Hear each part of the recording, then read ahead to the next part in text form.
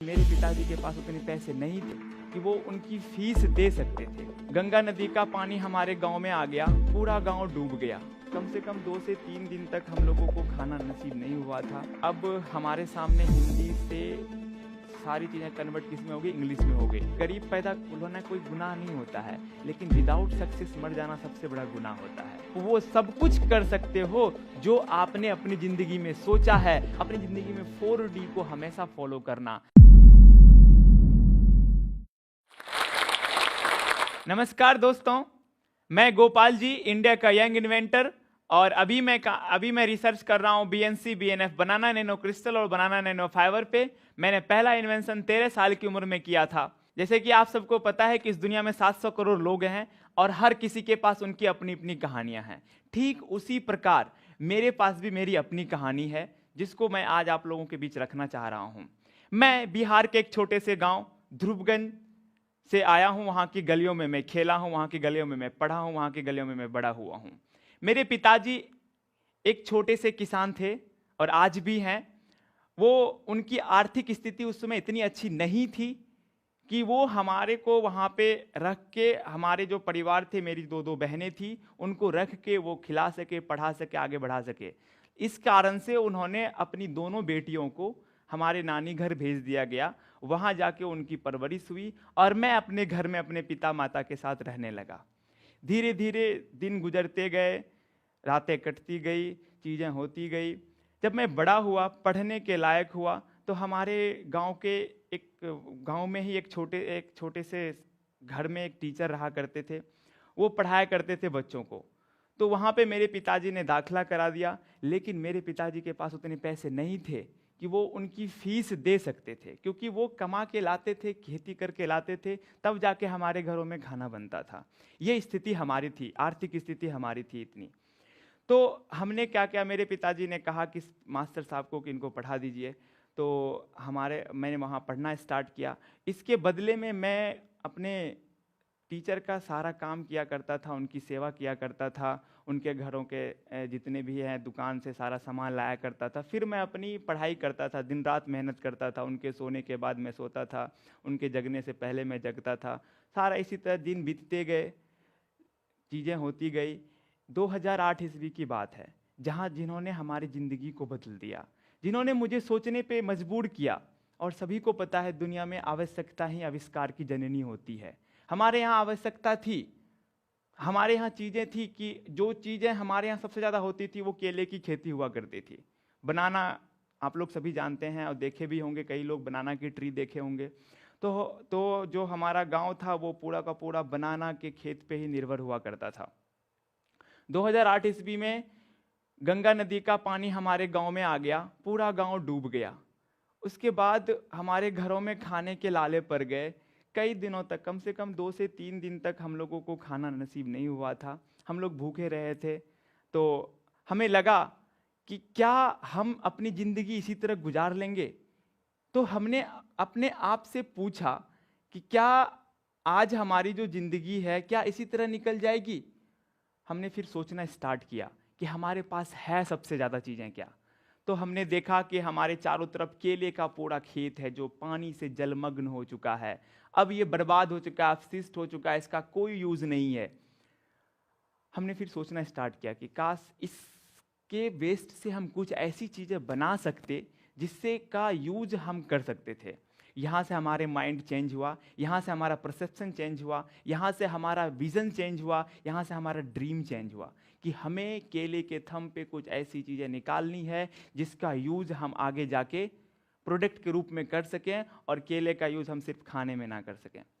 धीरे धीरे दिन बीतते गए, कहानियाँ बढ़ती गई।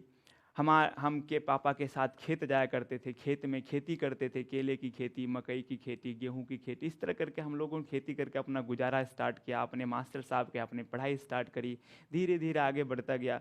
इसी बीच में हमारे यहाँ एक जो कंपटीशन होता था, कंपटीशन हुआ करता था नवोदय का, सिमुतल्ला का, सरकारी का स्कूल का कंपटीशन हुआ करता था, जिसमें बच्चे पढ़ा करते थे फ्री ऑफ कॉस्ट। तो हमारे गांव से बहुत सारे बच्चे गए थे। तो हमारे पिताजी को लगता था कि बेटा का अगर वहाँ एडमिशन हो जाए तो हमारा बेटा एक अच्छा पढ़ा लिखा इंसान बन जाएगा।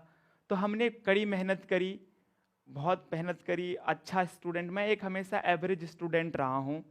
ना ही मैं ज़्यादा तेज़ रहा हूँ, ना ही मैं नीचे रहा हूँ, लेकिन मैं एक एवरेज रहा हूँ। हमने पूरी मेहनत करी, एग्ज़ाम दिया, एक नहीं दो नहीं, मैंने कई सारे कंपटीशन का एग्ज़ाम दिया, लेकिन कहीं ना कहीं हमारे हाथ में सफलता नहीं लगी, हम निराश हो गए। लेकिन हमारे पिताजी ने हमें हिम्मत दी, उन्होंने कहा बेटा तुम किसी और काम के लिए बने हो, तुम आगे बढ़ो, हम तुम्हारे साथ हैं। मेरे परिवार ने हमारा हिम्मत बढ़ाया, उसके बाद हमने काम करना स्टार्ट किया। उसके बाद मैं धीरे धीरे करके एक के बाद दो के बाद मैंने कम से कम 20 एग्ज़ाम दिया, और हमारी किस्मत इतनी अच्छी थी कि मैंने एक भी एग्ज़ाम क्वालिफाई नहीं किया। या आप हमारी किस्मत भी कह लें, क्योंकि आज मैं जहाँ पे भी मैं हूँ, अगर मैं वो एग्ज़ाम क्वालिफाई कर लिया होता तो आज मैं यहाँ नहीं होता। कहीं कुछ ना कुछ हमारे लिए ऊपर वाले ने अलग बना के रखा है, ताकि हम उस फील्ड पे चल सकें और उस क्षेत्र में अपना काम कर सकें। फिर मैंने ना एग्ज़ाम क्वालिफाई ना होने के बाद हमने एडमिशन लिया अपने high school, model high school Tulsipur में 9th क्लास में। अपनी अपना पढ़ाई स्टार्ट किया। हमारे साथ कई सारी इंसिडेंट घटी। मैं जब खेत जाया करता था, बनाना का जो केला था उसको मैंने काटा तो हम उसका रस हमारे सट पे लग गया। उसके बाद मैंने स्कूल में अपना पढ़ाई स्टार्ट करी। हमने हमारे इंसिडेंट देखिए, पॉइंट पॉइंट पॉइंट, लाइफ क्या है, एक पॉइंट है, ये डॉट है, डॉट, ये जब डॉट जुड़ता है तो एक कहानी बनती है, एक स्ट्रक्चर बनता है। तो सेम चीज़ें हुई हमारे, जो शर्ट का में बनाना का जो दाग लग गया रस का, उसके बाद वो वाश नहीं हुआ। और हमारे जब जब भी हमारे यहाँ पे होता था कि साल में हमें एक कपड़ा दिया जाता था, वो दशहरा में, दुर्गा मेला में, दुर्गा पूजा में हमारे घर में सभी को एक साल में एक कपड़ा दिया जाता था। और वही कपड़ा मैं पहन के केले के खेत में गया था तो दाग लग गया, खराब हो गया। उसके बाद हमने हाई स्कूल में हमारे साथ कुछ इंसिडेंट घटी कि मैं लैब गया हुआ था। लैब में जब मैं क्या नाम है, एसिड का एक्सपेरिमेंट कर रहा था तो हमारे हाथ से एसिड नीचे गिर गया, उसका फर्श पे दाग लग गया, वो भी नहीं छूटा। फिर हमने पढ़ाई करी, 10वीं में पढ़ा कि अगर हम एसिड का इलेक्ट्रोलाइसिस करते हैं तो हम चार्ज जनरेट कर पाते हैं। तो सेम चीज़ें हमने एक्सपेरिमेंट हमने अपने केले के पेड़ पे किया, हमने 2 इलेक्ट्रोड लगाया, उससे हमने जब देखा तो चार्ज जनरेट हुआ। अब इसके बाद क्या, हमें नहीं पता था कि ये चीज़ें नई है, हमें ये भी नहीं पता था कि हम इसको कहाँ दिखाएंगे, कैसे दिखाएंगे। लेकिन हमारा साइंस में इंटरेस्ट बचपन से ही था।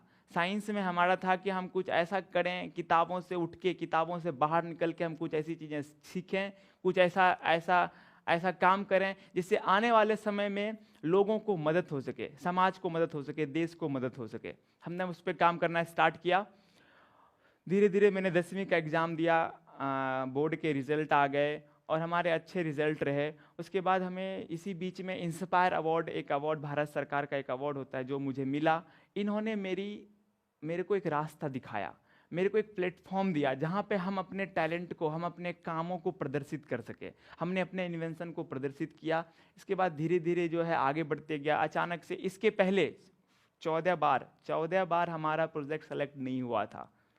किसी कारणवश हो सकता है कि हम उस समय पूरा परफेक्ट नहीं थे, लेकिन 15वीं बार जाके हमारा ये इन्वेंशन इंस्पायर अवार्ड में सेलेक्ट हुआ। उसके बाद मैं आगे जाके डिस्ट्रिक्ट लेवल पे, स्टेट लेवल पे, नेशनल लेवल पे अपने प्रोजेक्ट को दिखाया। धीरे धीरे मैं पढ़ाई करते गया।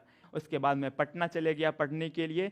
वहाँ पे अब मैं पढ़ा हिंदी मीडियम से, पूरा बिहार बोर्ड से मैंने पढ़ाई करी थी 10वीं तक। इंग्लिश का कोई नामो निशान नहीं था। अब हमारे सामने हिंदी से सारी चीज़ें कन्वर्ट किस में हो गई, इंग्लिश में हो गई। हमें इतना प्रॉब्लम हुआ कि हम 3 महीने तक पूरी प्रयास किए समझने का, करने का, लेकिन नहीं हो पा रहा था। पूरी मेहनत करी, रोया, पूरा सब कुछ किया। मैंने पिताजी को बताया कि मेरे से नहीं हो पा रहा है। तो पिताजी को, फिर हमारे स्कूल के जो डायरेक्टर थे उन्होंने पिताजी को बुलाया और कहा कि अपने बेटे को आप ले जाओ, पहले इंग्लिश सिखाओ। अगर ये इंग्लिश सीखेगा तभी IIT क्लियर कर पाएगा, इंजीनियर बन पाएगा, तभी इसकी ज़िंदगी बनेगी।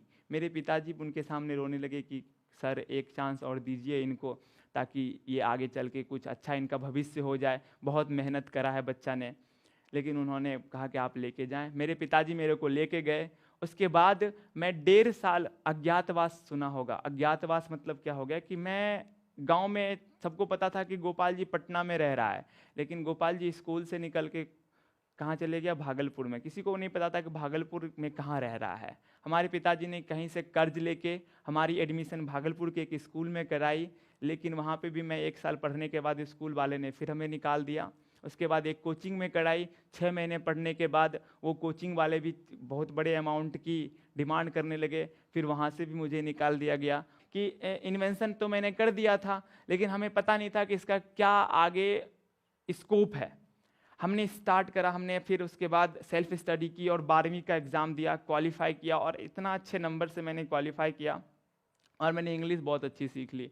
लेकिन उसी दिन मैंने सोचा कि किसी भाषा की क्या औकात जो आपसे बड़ा हो, किसी एग्ज़ाम का क्या औकात जो आपसे बड़ा हो, क्योंकि एग्ज़ाम ने हमें नहीं बनाया है, भाषा ने हमें नहीं बनाया है, हमने भाषा को बनाया है, लोगों ने, इंसानों ने भाषा को बनाया है, लोगों ने एग्ज़ाम बनाया है, तो कोई एग्ज़ाम आपसे बड़ा नहीं हो सकता है। उसके बाद हमें पता नहीं था कि आगे पापा के पास तो ऐसे पैसे नहीं थे कि अब आगे की हायर डिग्री हमारी कैसे हो। तो हमारे पास बस एक ही उपाय बचा था कि हमने अपनी ज़िंदगी जहाँ लगाई है, हमने अपनी लाइफ में सबसे ज़्यादा समय जिसको दिया है, हम उस चीज़ को आगे लेके जाएं। तो हमने अपनी जो सबसे ज़्यादा समय दिया था अपने रिसर्च पे दिया था, अपने इनोवेशन पे दिया था। हमारे पास चीज़ें थी, हमारे पास प्रोडक्ट था, हमारे पास इन्वेंशन था, हम उसको आगे लेके बढ़ने की कोशिश किए। इसी दौरान हमने आईआईटी का एग्ज़ाम दिया, लेकिन हमारा जो भाग्य था वो तो पहले से ख़राब था, हमने वो भी एग्ज़ाम क्वालिफाई नहीं कर पाया। उसके बाद हमने सोच लिया कि अब हमें अपने रिसर्च पे फोकस्ड होना है। फिर हमने कोशिश करी कि ठीक है, हमारे देश के जो माननीय प्रधानमंत्री जी हैं, हम उसके पास पहुंचने की कोशिश करते हैं। अब हमें पता नहीं था दिल्ली का रास्ता कैसे है। आज से पहले हम दिल्ली तो आए नहीं थे और हमारे पास उतने पैसे भी नहीं थे कि हम दिल्ली जा सकें, लेकिन पिताजी से किसी तरह करके हमने 500 रुपया लिया और पिताजी ने हमें 500 रुपया दिया। उसके बाद हमने जनरल बोगी में अपना टिकट कटाया, 275 रुपये का टिकट था। दिल्ली में कोई पहचान नहीं थी, मुझे ये भी पता नहीं था कि प्रधानमंत्री जी का हाउस कहाँ है, ऑफिस कहाँ है। लेकिन हमने कुछ पढ़ाई करी थी तो मुझे पता था इंडिया गेट के पास जो है राष्ट्रपति भवन है। 2017 की बात है सर, 2017 की बात है, राष्ट्रपति भवन के पास जाना है। मैंने ट्रेन में टिकट ली, उसके बाद जनरल बोगी में बैठ के 12-13 घंटा, उसके बाद मैं यहाँ आया। कोई नहीं था दिल्ली में हमारा। उसके बाद हमारे पास फाइल थी, हमारे पास रिसर्च के कागज़ थे, इनोवेशन के डेमो थे, हम लेके इंडिया गेट पहुँच गए। और इसके पहले हमने कई बार प्राइम मिनिस्टर साहब को ट्विटर पे टैग किया था, मेल किया था, मैंने लेटर भेजा था, आज भी हमारे पास लेटर का रिसिप्ट रखा हुआ है, लेकिन कोई रिप्लाई नहीं आया। तो हम थोड़ा सा निराश हुए, लेकिन हार नहीं माने, क्योंकि परिस्थिति ने मुझे हारने नहीं दिया। हमारा लक्ष्य था कि हमें कुछ अच्छा करना है और अपनी परिवार की स्थिति सुधारनी है। जो स्थिति खराब थी, गरीब, आपको क्या नाम है, गरीब पैदा होना कोई गुनाह नहीं होता है, लेकिन विदाउट सक्सेस मर जाना सबसे बड़ा गुनाह होता है। विदाउट कोई काम किए हुए मर जाना सबसे बड़ा गुनाह होता है। इसका मतलब ये दर्शाता है कि आपने जिंदगी में कभी प्रयास किया ही नहीं, क्योंकि जब आप प्रयास करेंगे तो सफलता मिलनी ही मिलनी है। हाँ, थोड़ा समय लेगा, लेकिन मिलेगा, जरूर मिलेगा। फिर हमें डीएसटी से एक लेटर जाता है, department of science and technology से, अगस्त 2017 की बात मैं बता रहा हूँ सर। डीएसटी से एक लेटर जाता है, उसके बाद उसमें लिखा रहता है कि आपको नव प्रवर्तन प्रतिष्ठान भेजा जाता है, आप वहाँ संपर्क करें। लेकिन अब जाएं कैसे, वो अहमदाबाद में था, हम जाएं कैसे, हमारे पास तो अभी भी पैसे नहीं थे। किसी तरह हम अपना जीवन बसर कर रहे थे, हमारी फैमिली जीवन बसर कर रही थी। उसके बाद हमारे पास इतने पैसे नहीं थे कि हम अहमदाबाद जा सकें, हम अहमदाबाद नहीं जा सके। उसके बाद अब हमारी ज़िंदगी का क्या। फिर भी हमने हार नहीं मानी, एक के बाद एक के बाद एक के बाद आइडिया पे काम करना स्टार्ट किया। एक साल 2017 अगस्त से 2018 अगस्त तक हमने मेहनत करी, 3 से 4 इन्वेंशन किया, 3 से 4 हमने थ्योरी लिखा। उसके बाद हम फिर निकले कि कोई तो ऐसा बंदा होगा जो हमारी मदद कर सके। निकलने के बाद धीरे घूमते घूमते मैं देहरादून पहुंचा। देहरादून में एक यूनिवर्सिटी है, वहाँ पे हमने एडमिशन लिया। वहाँ के रिसर्च लैब मुझे दिया गया कि आप इस रिसर्च लैब में अपना इन्वेंशन कर सकते हैं, अपना रिसर्च को आगे लेके जा सकते हैं। उसके बाद हमने वहाँ पे काम करना स्टार्ट किया। विदिन 1 साल हमने वहाँ पे पूरा काम किया, 2018 अगस्त से 2019 अगस्त सितंबर तक हमने 1 साल मेहनत करी। 1 साल के बाद हमारे पास अचीवमेंट की पूरी जो है झड़ी लग गई, हमारे रिसर्च पेपर भी पेटेंट फाइल हो गए।